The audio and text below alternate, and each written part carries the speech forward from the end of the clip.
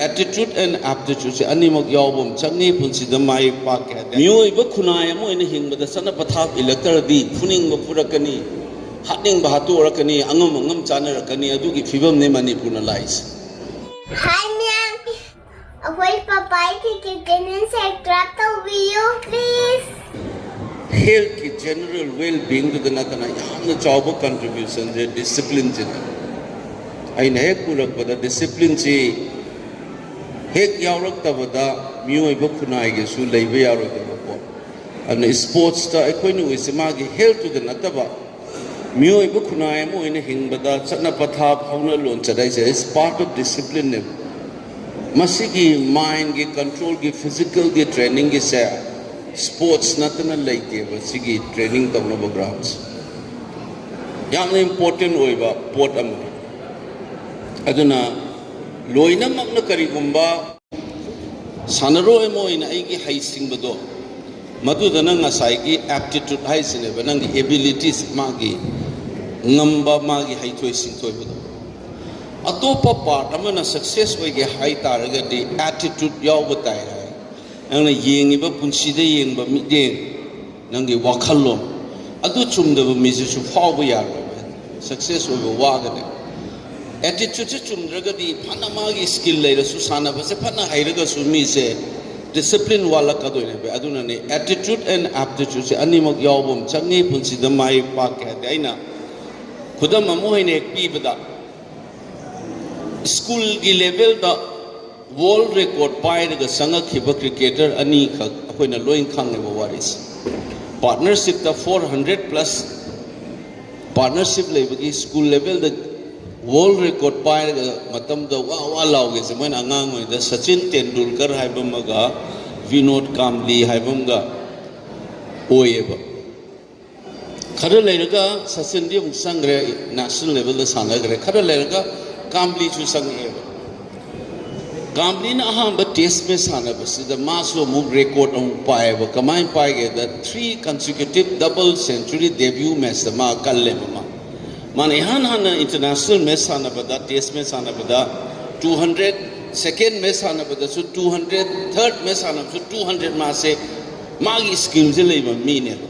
अदो मैं अपना हाई नहीं इबा कौन सांग ले हिंगोरगा ममिंग सच्ची बसे talent ले इबा अन्य मकसद है इधर Sachin na tawbada Sachin na yawba quality ma mayam na ubage ai wa tamcharam deba Kamli di kya koi ni hingba ngam kin deba ma star warak pada ki adu taw yada taw wariam le do si hay na ma bunda na ngangui na de khena rak pagi attitude che ani si ki wakhalon se am ting khene se kamai har ke da state ki table tennis ki so trial taw satui ni na sa anone international sanaru banupa ma Manipur masam khudam hoina hairba Manipur ye hosik national games sana chatpagi tennis ki trial tawne se dane international thakta sanaru banupa ma trial yawla kadra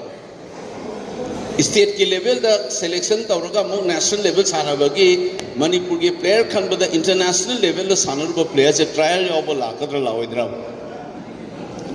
sigi poche aina khwai ngakpa Sachin Tendulkar matang da pa ba kanda Pithivi Malem the cricketer the legend were nupa masas Ranji Trophy ki selection ki trial the Bombay ki team tawu khudingi ma trial yaw lae adum khandau le ba mine ba du mayam na mathang player ni fu yang ke khanga laga trial tawraga moina ma kapi na tawu se ma so fielding tawramba batting tawramba loi adum ma ise trial se dum yaw lae masas international player or legend or nupa se Ranji Trophy ki trial da dum ma se yaw lai leptan aina khale ba mai makok se mai discipline je attitude se kam na gamandi yaw da bai hindi da ga napul yaw da yaw lai hai second na na aina khwai ngakpa ma maming heta pange toy maming palore nuai just thai ge halaman ngak ni ko India ke forward cricketer ngak ni cricketer is the film star ko mani film actress ka mari leina tu ko forward ngak ni aina hai ba mi news masak ka fazana wang sawa cricketer ngak ne matam me fawa Sachin Tendulkar ho yorok jine gi matam akoi na ngang ne the follow tor moi se la kan da masagi pet up se makong ge sumai thangdo ga kanano na phabi ni ama tawne na moi di star ne dina are gi makut se sumai la ama na globe pi rakani moi na upsan ngani tawe Sachin Tendulkar ge ina papa kanda ma se kamai tawge adu phawraba mi se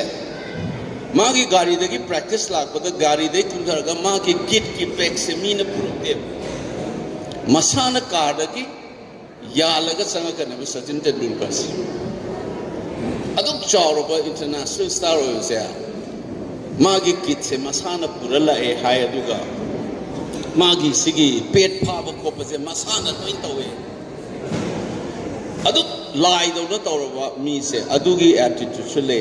napol yaw da magi game do da dum concentrate taw se sini sisana attitude ka we do na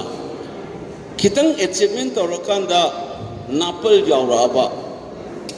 mangingai ge chance se hulakadoine base aduna masina sports na tambi bidai na yam pamjaba se ngasai gi niyom in by the sports ki niyom in base referee na hairak pade in ba dagi mi gi rule in base chana pathap in by se ne ba mioi ba khunai mo in hing bada chana pathap elector di phuning ba purakani hatning ba hatu rakani angam angam chana rakani adu gi fibam ne Manipur na lais kitang da ba hatu ra phudat ra kokhatlo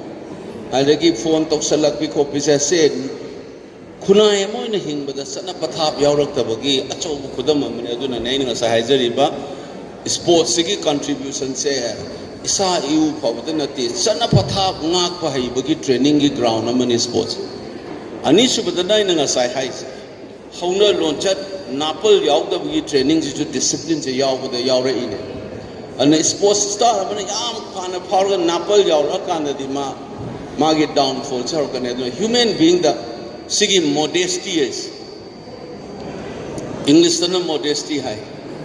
na popana chawra su phana linga su magi hanagi life to tum hingbangam na bona zabas na phana saw boy gera phana kai no taw gera mioi bomo gi nang na han hingba punsirol gi nang ni cham na hingba life se masi hingbangam gi akoi da character am yawbam thoe aduna napol yawda bi da leibangam bai se nga saina Sachin Tendulkar da pirei du ai nga sai preserve example na ngasi gi oiba Manipur sida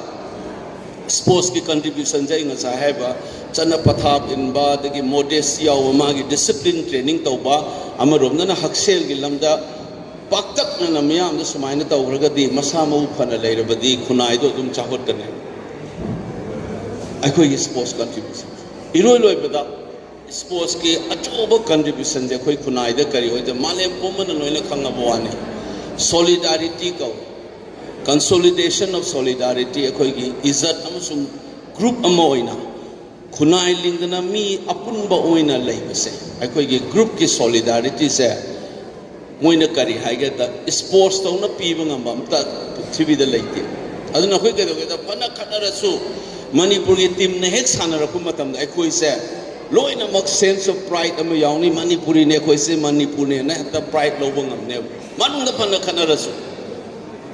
aduna ko Manipur gi national football team na du tawre Manipur gi table tennis sana banga ama smile le habadana we all feel proud adu gi moments that ko isa da mu remind tawse oh ko se iram nam sida pokuni imale ba Manipur na ko yamatani ai say sports na si consolidate taw mase sports yengi gi makeup to di amana seng mani akoi ni yeng mada sidai ja ching tam madu du toy se Santosh trophy kai ka sana ba Delhi de yeng kandana loin kaw budong toy kana na moirang masano kana na ukrul masano kana na Imphal no sina pangal sina kabuira tangkulla maitai ra se loin kaw ba ko ni stadium dai nu hobuda goal chanba kana mayam che ya ina law lai da chena ba sida kai dok da swai sida mana tangkul ni mana adu pangal ni mana maitai ni mana moirang dai ni kain tawli si loin kaw da na sports na hari gai Manipur na international na traga national ki thak ta phasana khoi ge players na sanari gai Manipur ki machoi ta ba lingchen mana da ki potholai be si so antidote ma adu gi mayok ta pi ba hidak makhalam ho ne ba ki sports adu ne sports e khoi yokhat ba mathau tai